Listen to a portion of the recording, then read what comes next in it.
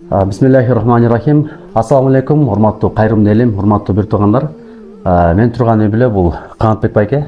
Канатбек байке Кочкор районунун Жаңы Жол айылында турат. Жети тууган атасы. Азыркы учурда ошоки жеңебиз баш ишкил кылып атты, жанагы опухоль головного мозга деп. Анан байкем буга чейин, байкем 3 жолу операция болду дейт.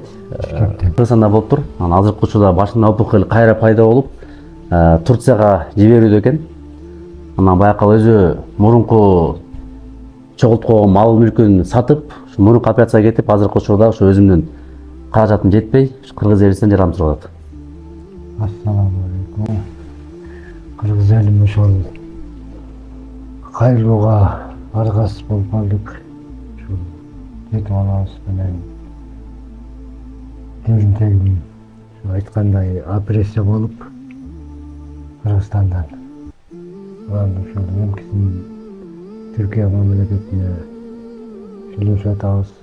Жака бул акча керек болгондуктан мындай каражат бизде жок. Кайрымдуу кыргыз элине кайрылып атканбыз. Келинтегим каларды айлатып калдык. Ушул жети балабыз бир карабасын. Келинтегим айла жок. Ушу кыргыз элим сиздерге кайрылып атабыз. Жардам берип коюңуздар. Садага баладан сактайт дейт. Сиздердин садагаңыздар бизге пайда берип. Урматтуу кыргыз элим, азыркы учурда жеңебиз опухольдан кийин бир көздү көрбөй калыптыр. Азыркы учурда. Анан өзүм жети балам бар дейт байкем. Ошо азыркы учурда ошо келинчегимди жоготуудан коркуп турам.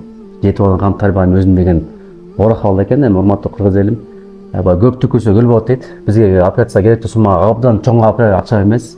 Бизге 1.200.000 сом чыга турган болсо, байкемин жеңем экөөнү Турция мамлекетине жиберебиз.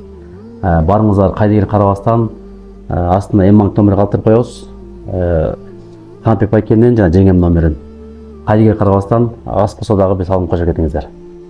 Аллахтан баарыңыздан ыраазы болсун. Аллах разы болсун.